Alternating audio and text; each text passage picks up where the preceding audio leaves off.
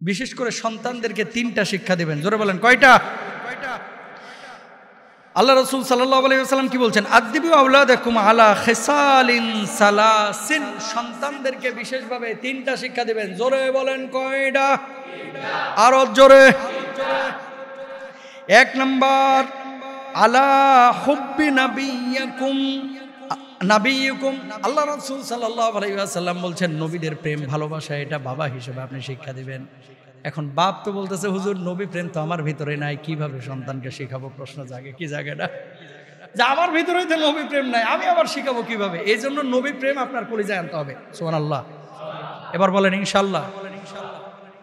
2 number, তাহলে 1 number নবী প্রেম, লা ইউমিনু আহাদুকুম হাত্তা আকুনা হাব্বা ইলাইহি মিন ওয়ালিদিহি ওয়া ওয়ালাদিহি ওয়ান নাসি আজমাইন। আল্লাহু আকবার বলেন।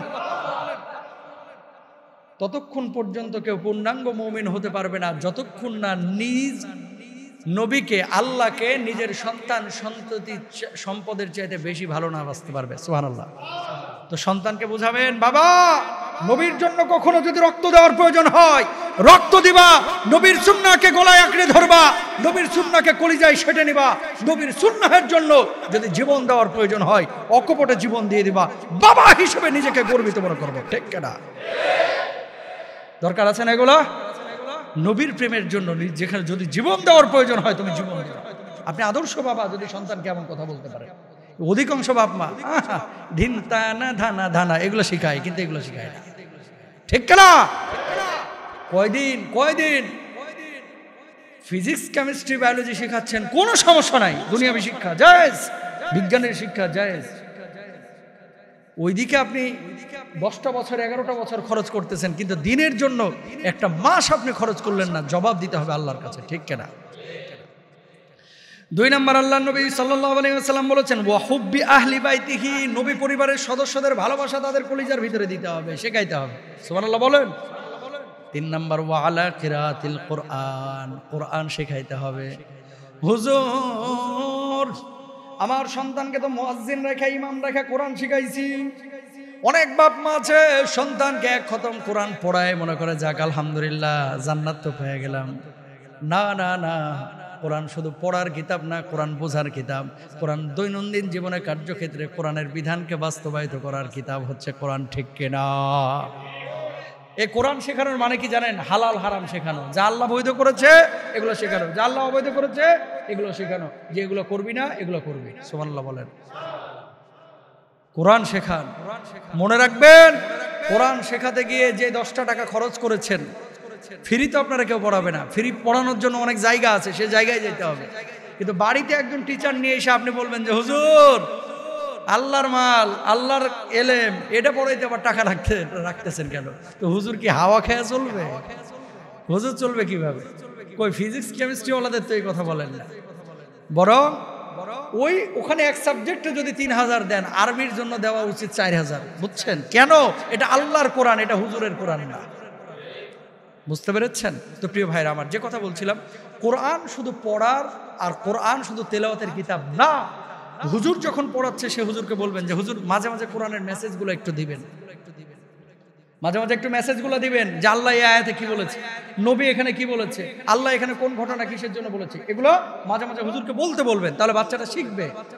আর কোরআনকে তো এখন বানাইছে মুর্দা মানুষের কিতাব, কোরআনকে বানাইছে মানুষ এখন তাবিজের কিতাব। কথা বলে না। মানুষ মরে গেছে, মাদ্রাসার ছাত্র নিয়ে এসে বাস গোল করে পড়ায় দিতেছে, বসায়া একটু এক খতম পড়িয়া দেন। আর যেই মুর্দার পাশে বসে কোরআন পড়া হচ্ছে, এই মুর্দা হয়তো বছরে খালি 5টা জুমার নামাজ পড়েছে, এরকম লোকও আছে। আছে না নাই? তো ওর কাছে বুকে যদি কোরআন বাইন্দাও দেওয়া হয় যে কবরে এই কোরআন সহ তোরে দাফন করলাম, তাও মাফ পাবে না। কথা বুঝতে পেরেছেন? আল্লাহ হেদায়েত দান করুক, বুঝ দান করুক। তাহলে এই 3টা জিনিস সন্তানদেরকে শেখাতে আল্লাহ রাসূল সাল্লাল্লাহু আলাইহি ওয়াসাল্লাম নিজে শিখিয়েছেন, বলেছেন। 1 নাম্বার কি? আল্লাহর নবীর প্রেম। আল্লাহর নবীর প্রেম ভিতরে থাকলে আল্লাহর প্রেম আসবে না? আসবে। আল্লাহর নবীর পরিবারের প্রেম, তারপরে হচ্ছে কোরআনের শিক্ষা। এই 3টা জিনিস প্রত্যেকটা বাপ মা তাদের সন্তানকে শেখাবেন। সবাই বলেন ইনশাআল্লাহ। এরপর আল্লাহর নবী সাল্লাল্লাহু আলাইহি ওয়াসাল্লাম বলছেন 5 নম্বরে একজন মুমিনের বাড়িতে মেহমানদারির ব্যবস্থা থাকবে। মান কানা ইউমিনু বিল্লাহি ওয়াল ইয়াউমিল আখির ফালইউযি জারাহু ওয়া মান কানা ইউমিনু বিল্লাহি ওয়াল ইয়াউমিল আখির ফালইউকরিম যায়ফাহু। বলুন সুবহানাল্লাহ। আল্লাহর নবী সাল্লাল্লাহু আলাইহি ওয়াসাল্লাম বললেন, যে ব্যক্তি ঈমান এনেছে, আখিরাতের প্রতি বিশ্বাস স্থাপন করেছে, শেষ দিবসকে যে বিশ্বাস করে, সে যেন তার প্রতিবেশীকে কষ্ট না দেয়। আর যে ব্যক্তি আখিরাতকে, কিয়ামতকে বিশ্বাস করে, সেই ব্যক্তি যেন তার বাড়ির মেহমানকে সম্মান ইজ্জত করে, সম্মান করে। বলুন সুবহানাল্লাহ। এটা বড় সমস্যা আমাদের বাংলাদেশে। এখন কিন্তু মেহমানের ক্যাটাগরি চেঞ্জ হয়েছে। এই গ্রামগঞ্জে যে আপনারা যান আমের সময়, কাঁঠালের সময়, যে বাড়িতেই যান, বিশেষ করে আমাদের উত্তর অঞ্চলে আম বাগান যদি কারো থাকে, ওই গেলেই ভাই বস 2টা আম খায়া যা, ভাই বস গাছের কাঁঠাল পাকছিল 2টা কুয়া খায়া যা, বলে কি বলে না? জোরে বলেন। আর শহর, ঢাকা শহর, বিশেষ করে শহর কেন্দ্রিক এলাকায় মেহমান গেলে মুখটার উপরে যেন ঝামা পড়ছে, মেকি হাসি মারে, বুঝেন নাই? অন্তর থেকে হাসে না, মনে মনে অনেকে গালমন্দ করে, অনেকে, সবার কথা বলতেছে, অনেকে বাজারে জিনিসপত্রের যে দাম, মেহমান সারা টাইম পাইলো না, মনে মনে এরকম কথা বলে। ওরে ভাই, হাতটা জোর করে আপনারা বলতেছি, মেহমান তার রিজিক নিয়ে আসে, এটা আপনি জানেন না। খাওয়ার না, আল্লাহ অন্য দিক দিয়ে পুষায় দিবে। সুবহানাল্লাহ কোন? আল্লাহর নবীর কাছে একজন মেহমান আসলেন, নবীজি সাল্লাল্লাহু আলাইহি ওয়াসাল্লাম খেয়াল করেন, সাহাবীকে পাঠালেন ঘরের মধ্যে খবর নেওয়ার জন্য, যে আমার বাড়িতে গিয়ে একটু খোঁজ নাও, ঘরের মধ্যে কোনো খাবার আছে কিনা। নবীজির স্ত্রীরা, উম্মাহাতুল মুমিনিনরা খবর পাঠালো, নবীজি ঘরের মধ্যে পানি ছাড়া কোনো খাবার নাই, মেহমানদারি করার মধ্যে কোনো খাবার নাই। বলুন আল্লাহু আকবার।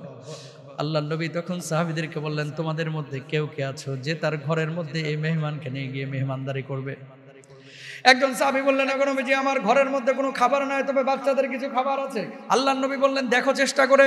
ওই সাহাবী বললেন, নবীজি এই মেহমান মানে আল্লাহর মেহমান, মানে আপনার মেহমান, এই মেহমানকে খালি মুখে ফিরিয়ে দিতে পারবো না, আমার সঙ্গে পাঠান। ওই মেহমানকে বাড়ির মধ্যে নিয়ে গেলেন, বউকে বললেন, ঘরের মধ্যে কোনো খাবার আছে নাকি? কয় বাচ্চাদের সেই খাবারটাই আছে, আর কিচ্ছু নাই। কয় খাবারটাই তুমি রেডি করো। খাবার রেডি করা হলো। মেহমান বললেন, আমার সঙ্গে বসো। আমি বসতে চাই না, তুমি খাও, আমরা পাশের রুমে খাচ্ছি। বাচ্চাগুলোকে ঘুম পাড়িয়ে দেওয়া হলো। এখানে বাতি জ্বালানো হলো পাশের রুমেও, যাতে করে বুঝে তারাও খাচ্ছে, আসলে কেউ খাচ্ছে না। আর পুরো খাবারটা, বাচ্চাদের খাবারটা সহ এই মেহমানের মুখে তুলে দেওয়া হলো। বলুন আল্লাহু আকবার। সারা রাত বাচ্চাগুলো না খেয়ে থাকলো, এই 2 জন ব্যক্তিও না খেয়ে থাকলো।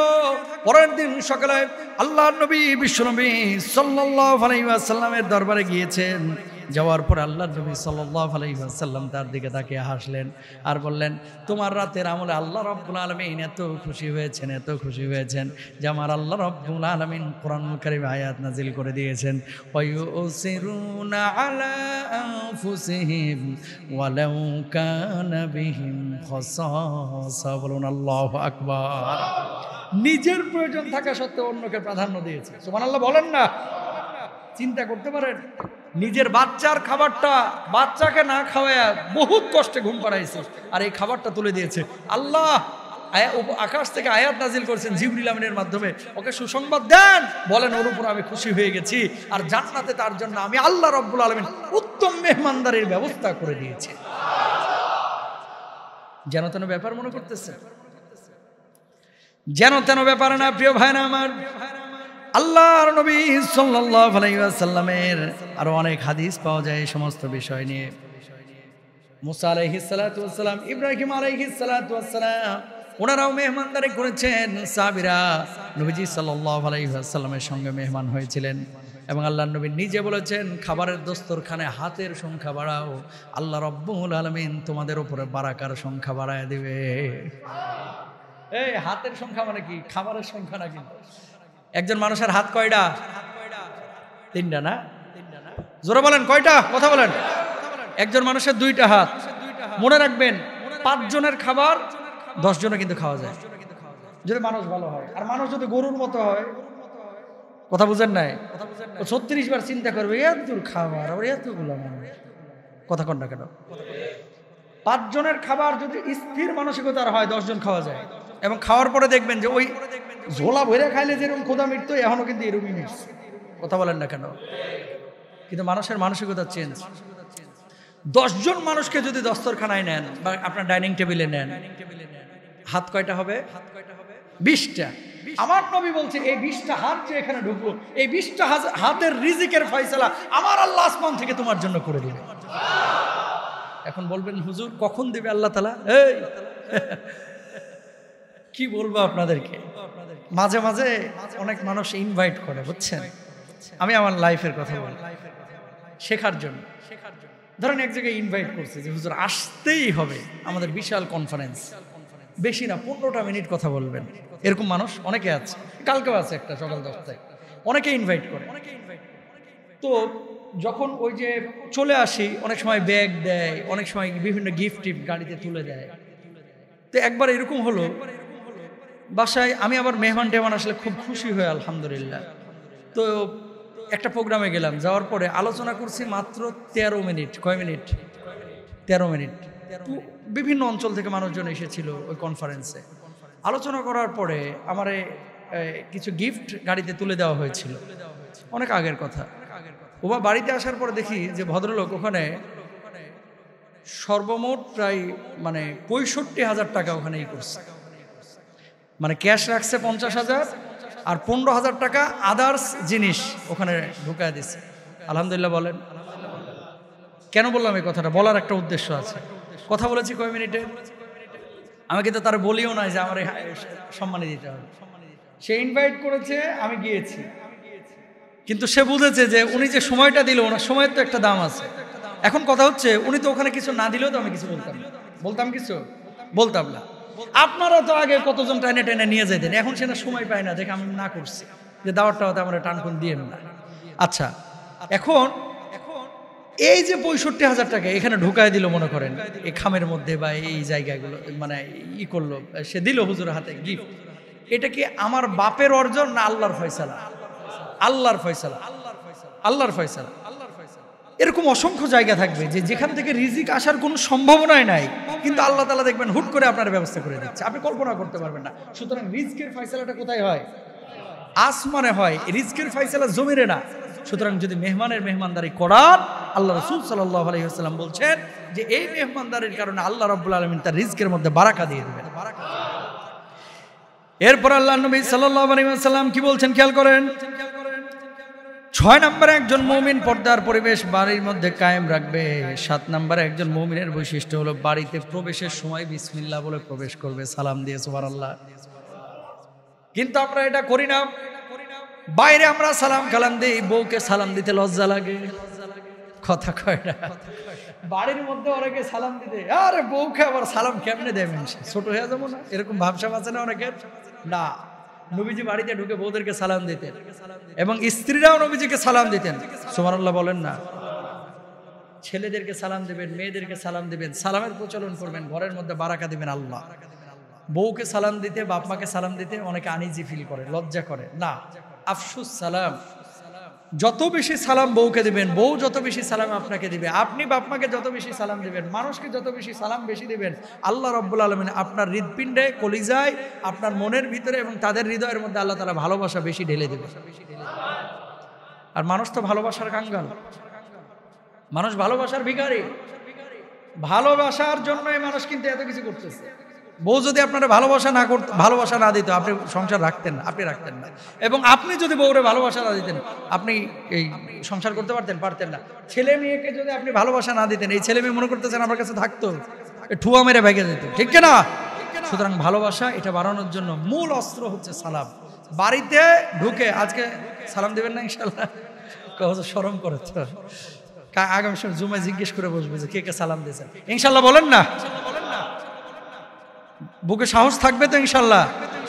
চালু করে দেন, একবার চালু করলে হয়ে যাবে। হাত তুলেন দেখি কে কে সালাম দেবেন ইনশাল্লাহ। মাশাআল্লাহ, আল্লাহ কবুল করুক। হাত নামান, আল্লাহ কবুল করুক, আমিন বলেন।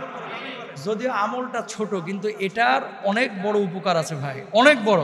বউয়ের সাথে রাগারাগি হয়েছে মনে করেন, যে সালামটা দেবেন দেখবেন মুচকি হাসি দিয়ে রাগ গুচ্ছা সব পানি হয়ে যাবে, ঠিক না?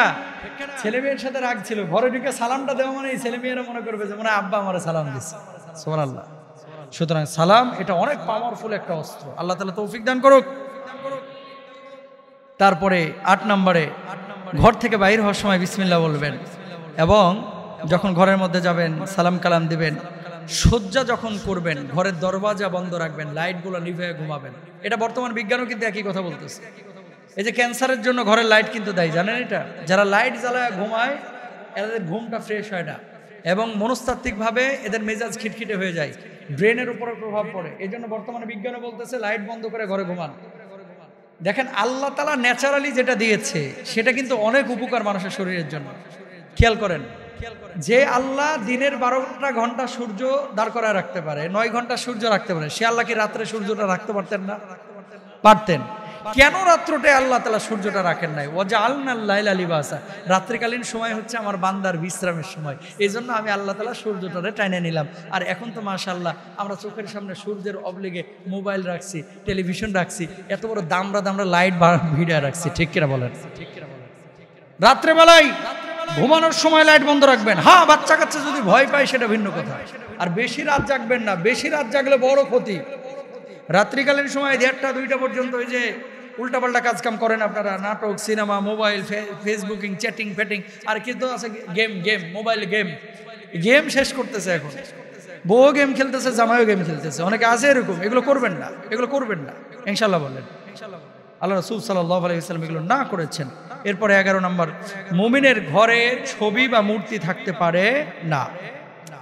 লা ইয়াদখুলুল মালাইকাতু বাইতান ফীহি কালবুন ওয়ালা সূরাতুন। আল্লাহ রাসূল সাল্লাল্লাহু আলাইহি ওয়াসাল্লাম বলেছেন, সেই ঘরের মধ্যে রহমতের ফেরেশতা প্রবেশ করে না যেই ঘরের মধ্যে কুকুরের ছবি থাকে, কুকুর থাকে, অথবা কোনো ব্যক্তির ছবি থাকে, কোনো মানুষের ছবি থাকে, সেই ঘরে আল্লাহর রহমতের ফেরেশতা ঢোকে না।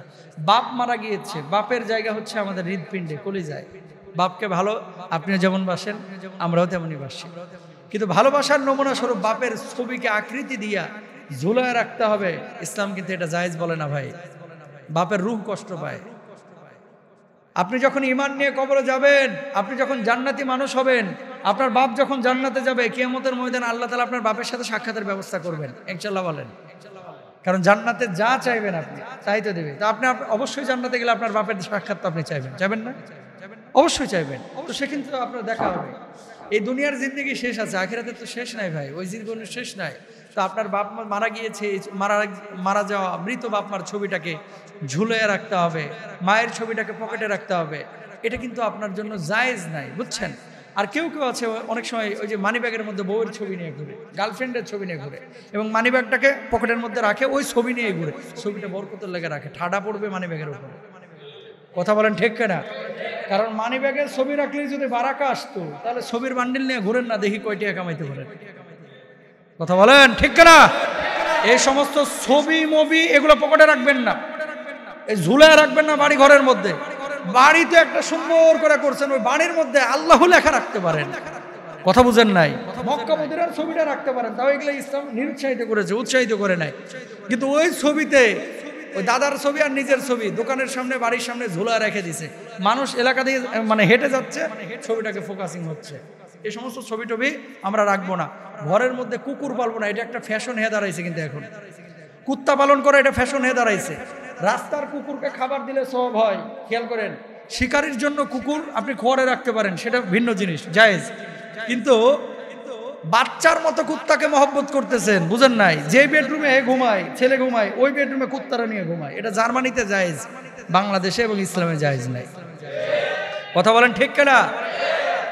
নিজের এলাকার মানুষ খাইতে পায় না, নিজের আত্মীয় স্বজন গরিব মানুষ এলাকায় খাইতে পাইতেছে না, ওখানে 200 টাকা খরচ করেন। আর কুত্তার ভ্যাকসিনের জন্য, কুত্তার খাবারের জন্য 6000 টাকা, মাথার উপরে ঝাঁটার বাড়ি। মানুষের মনুষ্যত্ব, আগে মানুষকে ঠিক করো। কুকুরের জায়গা যেখানে আল্লাহ তাআলা রেখেছেন, সে অটোমেটিক কয়টা কুত্তার আপনি খাওয়াবেন? আপনি কি মনে করতেছেন কুত্তা না খাওয়াইলে কুত্তা সব মরিয়া সাব হয়ে যাবে মনে করতেছেন? আরে কথা বুঝে নাই। এই এলাকায় মিনিমাম 100 কুকুর আছে, ধরেন 2 কিলোমিটারের মধ্যে আছে কি না? আছে না নাই? এই 100 কুকুরের আপনি জিম্মাদারি কি নিছেন? কিন্তু এগুলো ঠিক আছে না? খাওয়াচ্ছে কে? দেখেন আল্লাহ আপনার মাথায় দিয়েছে যে খাবারগুলো ডাস্টবিনে রাখতে হবে। খাবার বলতে হাড়হুড়। ডাস্টবিনে কেন রাখতে হয়? এই জায়গা থেকে, ডাস্টবিন থেকে নিয়ে যে আরেক জায়গায় ময়লার স্তূপে ফেলে আসবে। খেয়াল করেন, আপনার মাথার মধ্যে আল্লাহ দিছে, আর কুকুরের মাথায় আল্লাহ ঢেলে দিছে খাবার এই মানুষের কাছে গেলে পাবি না, যা পাবি হচ্ছে ডাস্টবিনের কাছে গেলে। তাহলে আপনার মাথায় দিছে যে খাবার ডাস্টবিনে ফেলতে হয়, আর ওর মাথায় দিছে ডাস্টবিনে এখানে আসলে খাবার পাওয়া যায়। সুবহানাল্লাহ কোন। এইভাবেই কিন্তু টিকে আছে, বুঝছেন? সুতরাং প্রাণীর প্রতি ভালোবাসা এটা আমাদের থাকবে, কিন্তু ভালোবাসার লিমিট থাকতে হবে, লিমিট। বউকে মূল্যায়ন করে না কিন্তু কুত্তা নিয়ে ঘুরতেছে, জামাইকে মূল্যায়ন করে না কিন্তু কুত্তার খাবার আগে ভাগে রেডি হয়ে যাচ্ছে, বিড়ালের খাবার রেডি হয়ে যাচ্ছে। কুত্তা বিড়াল এগুলো অবশ্যই প্রাণী জগতের অংশ, তাদের ভালোবাসার সীমারেখা আছে। বেডরুমে কুত্তা নেওয়ার জন্য আল্লাহ বলে নাই, তবে বিড়াল জায়েজ আছে। আল্লাহ বুঝদান করুক।